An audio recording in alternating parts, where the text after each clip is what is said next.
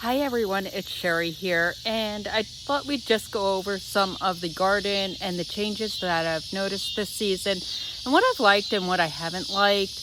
And since we are coming up on fall, though, there will be a lot of changes coming in and out, plus the perennials will be going away.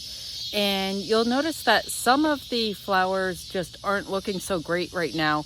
We've had 90 plus weather lately with a heat index of over 100 with humidity above 80 degrees. I am in zone 7B. And so we have just been very, very hot.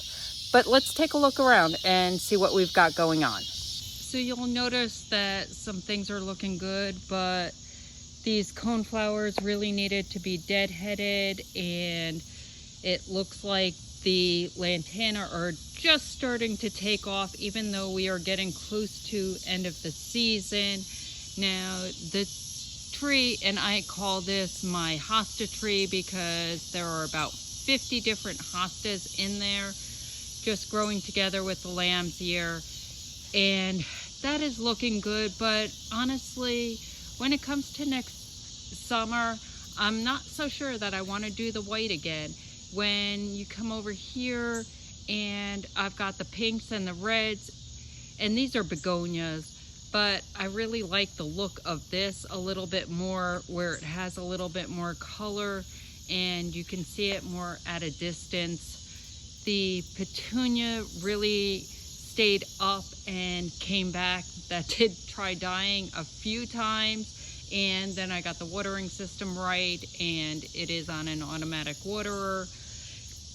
And then we've got the coleus, and this is my first time doing coleus in a pot, but I really liked the way that these came out. They just add a nice pop of color, and they just look so pretty to me. And of course my lamb's ear are in here, and I put in a new Cassian dwarf fountain grass, which I really love. But if we go over to this side, you'll see that it is completely full. We've got the hostas, we've got the buddleia, we've got the puckster dwarf butterfly bushes, and we've got our pots. But you'll notice when we come over here that the black-eyed Susans are starting to dwindle down, and this pot just did not do great. Well, it's got its leaves, the flowers just did not sustain very long in this particular pot. Now, if you see, I am on a corner, so every time people are coming down from the stop sign, this is one of the first houses they see. So I do try to make it look decent and pretty. I do love that the impatiens came in and stayed vibrant all summer long. They have just done beautifully. Now we've got some rosemary's getting a little bit out of control, and we've got some other things that we've got to cut back in here. And again, this pot has just, the heat has just really taken it, and it's about done for the season. We just had a rain which has pushed over the gora, and we've got some other things in here. We've just got to get it cleaned out and looking fresh. My petunias in this pot, they are done. They are ready to be cleaned out. They've had enough of the summer, the heat, and they're just ready to be done and changed. We've got some more over here which aren't doing so bad, but this side actually is on a watering system, so they do get a little bit more water. The lantana here has taken off, and this particular lantana in this pot always has pollinators on it. It is very prolific with hummingbird moths and butterflies and bees, and it's just so beautiful because it is right outside the front door, and so you see it first thing when you come out. Again, these coleus have done amazing. They have filled out so beautifully. And the impatiens in back, again, this week, they've really taken a hit. They are not looking so great at the moment. I think that they are done for the season.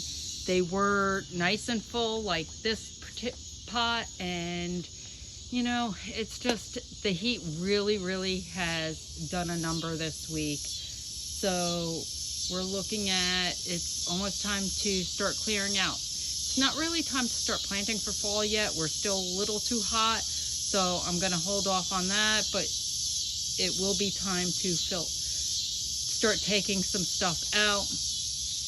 This pot up here, while I love the pot up there, last year I did impatiens and I tried a new flower. It was a brand new flower that had just come out, and figured I'd give it a try, but it just doesn't do anything for me. I really like the impatiens in there, and when they fill up and produce a nice backdrop up on that area, because this area gets full of birds and the hummingbird feeder. The butterfly bush has just taken a hit this week again, so this heat really has done a number, but I'm trying not to stand here too long. We've got a hummingbird that would really like some food here, and a pop-up sunflower that I have not pulled out yet because the birds are still taking some seed out of them. But let's head to the back and see what we've got going on. So back here we have what I consider my bird area, and I do a lot of pollinator plants in this area. I've got some pots, and if you can see right here, I have a jasmine, and I thought I would like it, but honestly, I really do not like it there. It's just kind of growing all over everything. It's into the trees, and it has become messy looking. And while I do like more of that cottagey garden, for some reason that jasmine just is not doing it for me. So I think that's something else we're going to be moving. And we've got some pots in here. Now I don't fill out all of the pots in the winter time. I do so sparingly, more so in the front than in the back. And we've got some Shasta daisies, milkweed that the large milkweed bugs have gotten onto. And then more Shastas, so we'll be deadheading all of those again. And back here we have some areas where I've got the hydrangea, and we've got a ton of daylilies. Now, I did not plant all these daylilies. If you're familiar with daylilies, you know that they just propagate and fill in and so forth. So I am going to be getting rid of most of these. While they're pretty when they're in bloom, they just take over and they don't bloom for very long. So I may just keep this corner here, and I've got some up over here. I may just keep those, and I will dig up and give away the rest of them. But I think I really I've got some azaleas, my sedum. Now, I have a new puppy, so she's kind of gone through here, gone crazy, trampled everything, which has been a little hard for this season. But we're going to switch things around. Of course, I've got my lamb's ear, which I absolutely love, and some hostas in here. My elderberry, my St. John's wort. We've got some squash growing and some cryptomeria. So what I think we're going to do is this and move it up over here, and we're going to plant it in the ground. I have a maple that is potted right now. It's been potted for probably a year and a half, and I think I'm going to remove these 3 trees and put the maple here. And I'd like to I have another cryptomeria. I think I'd like to flank the cryptomeria on either side of it.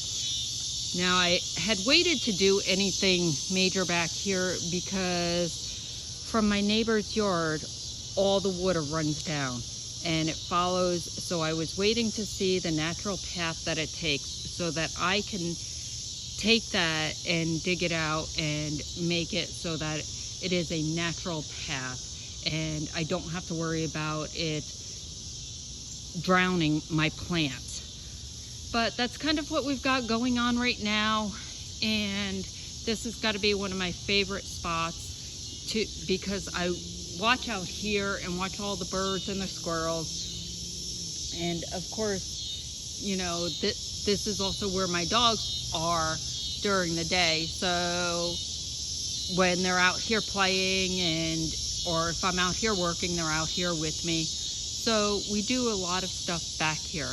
But I'd like to bring you along as I'm working back here, moving things around, digging things up. Thank you for coming along and taking a look at the garden and walking with me and seeing what my plans are for the future. And as the season starts dwindling down, if you've got any ideas, let me know. If you see something that I missed, let me know. And I thank you so much for just stopping in and sharing your time with me. And I look forward to seeing you on the next one. Have a great one. Bye.